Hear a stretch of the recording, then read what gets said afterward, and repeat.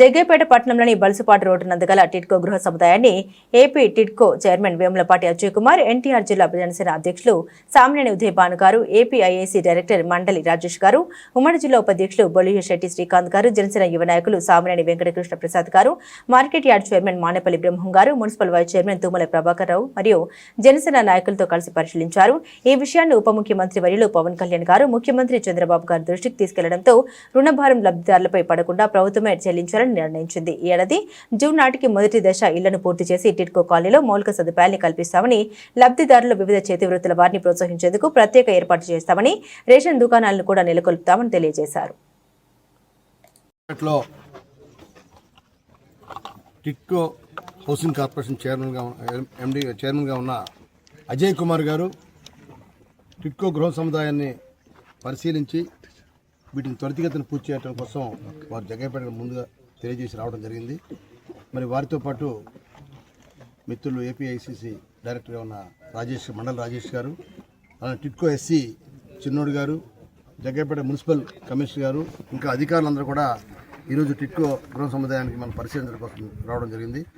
మనందరూ కూడా తెలుసు, జగ్గయ్యపేటలో 34 ఎకరాల్లో 3,400 ఇళ్ళు ఒకే చోట ఇళ్ళు నిర్మించాలని ఆనాటి తెలుగుదేశం ప్రభుత్వంలోనే పనులు ప్రారంభించారు.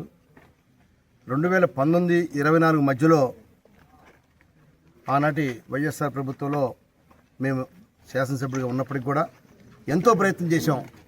గృహప్రవేశాలు చేయాలి, ఇక్కడ గృహాలన్నీ కూడా అందరూ ఇళ్లలో నివసించే ఉండే విధంగా అన్ని రకాల పనులు ప్రారంభించి పూర్తి చేయాలని చెప్పి చాలా తహతహలాడాం.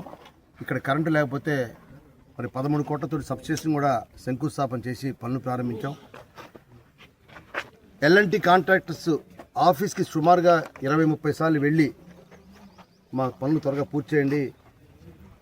ఇదే కృష్ణా జిల్లాలో నూజివీడు, ఇదే కృష్ణా జిల్లాలో బందరు, గుడివాడలో మీరు పనులు పూర్తి చేశారు. జగ్గయ్యపేట మరి ఆనాటి తెలుగుదేశం ప్రభుత్వంలోనే శంకుస్థాపన చేసి 70% పనులు పూర్తి చేసినప్పుడు కూడా 30% మనం చేయకపోతే చాలా అవమానకరంగా ఉంటుందని చెప్పి పదే చెప్పినప్పుడు కూడా ఆ ప్రభుత్వం నిధులు మంజూరు చేయలేదు. అయినప్పుడు కూడా మరి వాళ్ళ కూటమి ప్రభుత్వంలో ఎంతో అనుభవం ఉన్న వ్యక్తి, విషయ పరిజ్ఞానం ఉన్న వ్యక్తి అజయ్ కుమార్ గారు ఈరోజు చైర్మన్గా రావటం మాకు ఎంతో సంతోషాన్ని కలగజేసింది. నిజంగా ఆయన క్రమశిక్షణ వ్యక్తి. మరి జనసేన పార్టీ కూడా క్రమశిక్షణ సంఘానికి చైర్మన్గా ఉన్నారు. మరి వారి నేతృత్వంలో ఇవాళ టిడ్కోలు మొత్తం అన్ని చోట్ల కూడా స్టేట్లో పూర్తి చేయాలని చెప్పి ముఖ్యమంత్రి చంద్రబాబు నాయుడు గారు కానీ, అలానే ఉప ముఖ్యమంత్రి వర్యులు పవన్ కళ్యాణ్ గారు కూడా సొంత ఇంటి కళ నెరవేరాలి, తప్పనిసరిగా వీలుంత త్వరలో మౌలిక సౌకర్యాలన్నీ కూడా పూర్తి చేసి ఇల్లు పూర్తి చేయమని చెప్పి వారికి కూడా ఆదేశాలు ఇవ్వడం జరిగింది. కాబట్టి అప్పటి నుంచి చైర్మన్ గారు కూడా మరి మన జగ్గయ్యపేట రావడం, అధికారులను కూడా తీసుకొచ్చి మరి వాళ్ళ వెంటనే ఈ పనులన్నీ పూర్తి చేసి ఆయన స్వయంగా 300 చదరపు గజాలు, 360 చదరపు గజాలు, 430 ఎస్ఎఫ్టీ ఈ అన్నీ కూడా పరిశీలించడం చేశారు. మరి ఇక్కడ మౌలిక సౌకర్యాలు కూడా మరి వారికి అధికారులు కూడా చిన్నోడుగా ఎస్సీ గారికి తెలియజేయడం జరిగింది. టిడ్కో అధికారులకి తప్పకుండా మరి వీరంత త్వరలో ఈ ఇయర్ ఎండింగ్ డిసెంబర్ నాటికి తప్పనిసరిగా, ఎందుకంటే ఇంకా చాలా పనులు ఉన్నాయి, సివిల్ వర్క్స్ అయితే అయిపోయినాయి, కానీ ఇంకా మౌలిక సౌకర్యాలు మంచినీరు కానీ, కరెంటు కానీ, రోడ్లు కానీ, ఇలా అనేక రకాల పనులు మాత్రం మిగిలిపోయిన పనులు ఇవన్నీ కూడా తప్పనిసరిగా వారి నేతృత్వంలో త్వరగా పూర్తి చెప్పి ఆశాభావంతో నేను ఉన్నాము. తప్పకుండా మరి వారి నేతృత్వంలో వీరిని త్వరలో ప్రారంభోత్సవాలు చేసుకుంటామని చెప్పి మీకు తెలియజేస్తాను. సార్, పూర్తయిన ఇల్లు పెయింట్స్ అయిపోయినాయి, లోకల్గా కరెంటు మెయిన్గా పవర్ రాలేదు, పవరు, వాటరు, రోడ్స్, మౌలిక సౌకర్యాలు మాత్రం పెండింగ్ ఉన్నాయి. ఆ మౌలిక సౌకర్యాల మీద దృష్టి సారిస్తాం. వీళ్ళని త్వరగా కాంట్రాక్టర్స్ కూడా తీసుకొచ్చి ఆ పనులను కూడా పూర్తి చేసే విషయంలో తప్పకుండా మేము ముందుంటామని తెలియజేస్తున్నాం. మరి వాళ్ళ జగ్గయ్యపేట వచ్చే సందర్భంలో మరి ప్రత్యేకంగా మేము విజయవాడ వెళ్ళి వారిని కోరాం. జగ్గయ్యపేటలో మేము ఎంతో కాలం ఎదురు చూస్తున్నాం. చాలామందికి చిరకాల వాంఛ, దాదాపుగా 6-7 సంవత్సరాలైంది డబ్బు కట్టి, 50,000 నుంచి ₹1,00,000 దగ్గరించి 25,000 దగ్గరించి అందరూ కూడా కట్టారు, రుణాలు తీసుకున్నారు.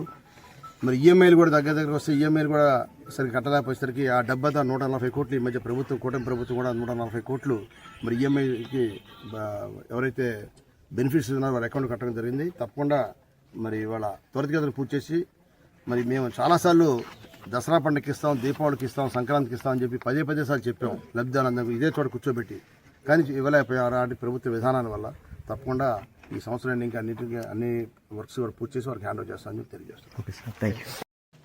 ముఖ్యమంత్రి చంద్రబాబు నాయుడు గారు, ఉప ముఖ్యమంత్రి పవన్ కళ్యాణ్ గారు, మా మున్సిపల్ శాఖ మార్చులు నారాయణ గారు టిడ్కోని ప్రయారిటీగా తీసుకొని టిడ్కో ఇల్లు ఏవైతే కంప్లీట్ కాకుండా ఈ విధంగా వదిలేయబడ్డాయో వాటిని త్వరితగతిన కంప్లీట్ చేసి లబ్ధిదారులకి హ్యాండ్ ఓవర్ చేయాలా అనే ఒక దృఢమైన సంకల్పంతో మాకు దిశానిర్దేశాలు ఇవ్వడం జరిగింది.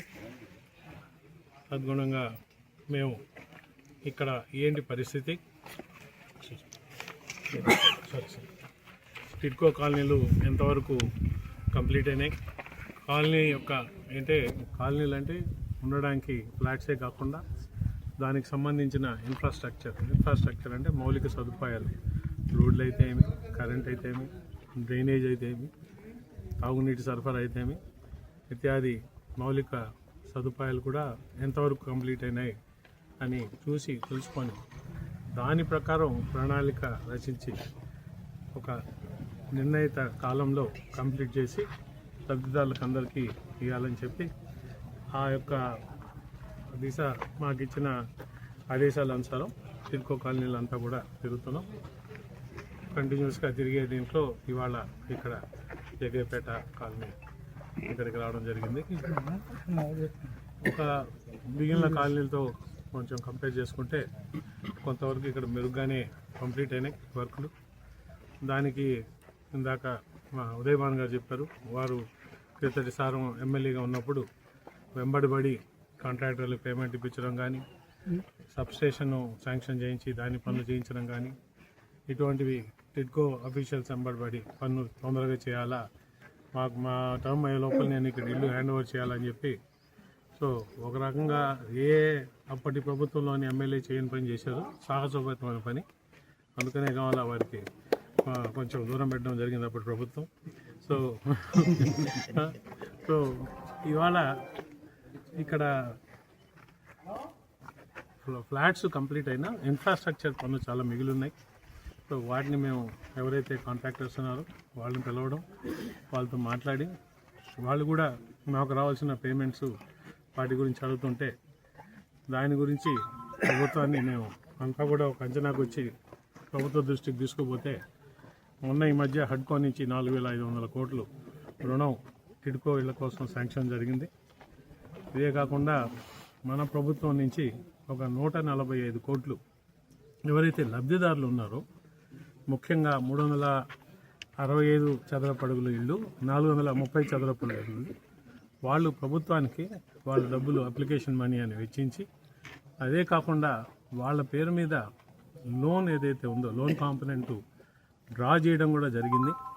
డ్రా చేసి ఇప్పటికి 2 సంవత్సరాలు 3 సంవత్సరాలు అయ్యి మారటోరియం పీరియడ్ ఏదైతే ఉందో బ్యాంకుది అది అయిపోవడం, బ్యాంకులు వాళ్ళ మీద పడడం, మీరు పే చేయకపోతే మీ సిబిల్ దెబ్బతింటుంది, మీకు ఇంకో దగ్గర ఎక్కడ లోన్ రాదు అని చెప్పి వాళ్ళని ఒత్తిడి చేస్తుంటే అటువంటి రిప్రజెంటేషన్స్ ప్రజలు మాకు డైరెక్ట్గా చెప్పడం, ప్రజాప్రతినిధుల ద్వారా అటువంటి రిప్రజెంటేషన్ రావడం, అసెంబ్లీలో కూడా దీని గురించి చర్చ జరిగింది. ఇవన్నీ తీసుకొని ప్రభుత్వం మొన్న డిసెంబర్ 31 దాకా ఎవరైతే ఈ 365 430 స్క్వేర్ ఫీట్ సంబంధించి ఇల్లు తీసుకున్నారో అప్పులు, వాళ్ళ తరఫున 145 కోట్ల డబ్బులు కట్టడం జరుగుతున్నది. త్వరలోనే ఆ మొత్తం అమౌంట్ బ్యాంక్స్కి రెమిట్ చేస్తాం. దానివల్ల టిడ్కోకి ఫర్దర్గా ఎవరైతే ఈ 365 430 ఇళ్ళకి అప్లికేషన్ పెట్టుకుంటున్నారో వాళ్ళ తరఫున రావాల్సిన లోన్స్ కూడా డ్రా చేసే హక్కు ఉంటుంది. దాదాపు 1000 నుంచి 1200 కోట్ల దాకా డ్రా చేసుకోవచ్చు. సో ముందర ఆ డబ్బులతో కంప్లీట్ అవ్వాల్సిన పనులన్నీ, కాంట్రాక్టులకి ఇవ్వాల్సిన డబ్బులు కానీ ఏదైతే కొంచెం మిగిలినాయో ప్రయారిటీ మీద, ఇప్పుడు ఇక్కడ ఉన్న మన కాలనీలో ఇటువంటి కాలనీలు చూసి ప్రయారిటీ చేసి ఏమన్నా కానీ ఈ సంవత్సరం ఆఖరికి 1,00,000 ఇళ్ళు పైగా అన్ని విధాల ఇల్లే కాదు అక్కడ ఇన్ఫ్రాస్ట్రక్చర్ కూడా కంప్లీట్ చేసి